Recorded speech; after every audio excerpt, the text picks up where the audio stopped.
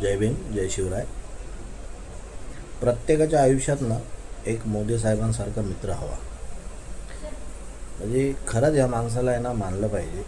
ती मैत्री कशी करायची ते ह्या माणसाने प्रत्येकाने शिकलं पाहिजे. मे महिन्यामध्ये म्हणलं नाही तरी चालेल, 24पासून सुरुवात आहे.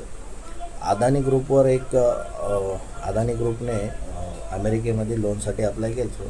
सो तो त्यांच्यावर काही म्हणजे बाहेर देशामध्ये अदानी, अंबानी आणि जे कोणी अजून दुसरे बिझनेसमॅन असतील यांच्यावर फ्रॉड, ब्रायबल किंवा अजून कुठल्याही प्रकारचे चार्जेस चालू आहे. पण भारतात असं काही नाही चालू आहे. हे आपलं दुर्दैव आहे. तो भाग वेगळा. पण तिथल्या अमेरिकेच्या संस्थेने अदानी सरांना लोन देण्यास इन्कार केला एका प्रोजेक्टसाठी. मित्र धावून गेले. 30 कोटी जनतेचा पैसा त्यांनी लगेच मे महिन्याच्या सुरुवातीला किंवा दरम्यान 5,000 कोटी रुपये लगेच अदानी ग्रुपमध्ये इन्व्हेस्ट. घे पैसा आणि वापर कर. ह्यांच्यात मार जनतेची. काय मारायचे ते? डुबला तर पैसा जनतेचा डुबणार आहे. ना तुला द्यायचेत ना मला द्यायचेत. बरं 5,000 कोटीपर्यंत नाही थांबले साहेब. आता येत्या ऑक्टोबरपर्यंत तो आकडा 35 ते 40,000 कोटीपर्यंत गेलेला आहे. भविष्यात आता LICने ह्या गोष्टीला तर नाकारलेलं आहे की आम्ही 59% प्रॉफिटमध्ये आहेत किंवा आम्हाला फायदाच झालेला आहे. तर चांगली गोष्ट आहे.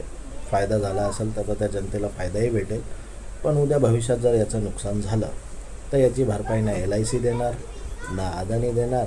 आणि आपले मोदी साहेब तर काय फकीर आदमी है, झोला उठाएंगे और निकल पडेंगे.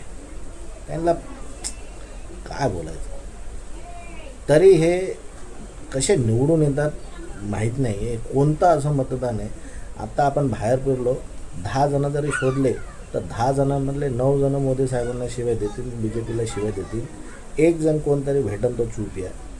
पण हे कोण आहेत असे? कुठून निवडून येतात हे? यांना एवढा कॉन्फिडन्स आहे कुठला? समजत नाही. अवघड आहे. या भारताचं आहे ना अवघड आहे. जोपर्यंत मोदी किंवा ही BJP सत्तेमध्ये राहणार, येणाऱ्या भविष्यामध्ये काय काय नवीन बघायला भेटेल काही सांगता येत नाही. जय भीम.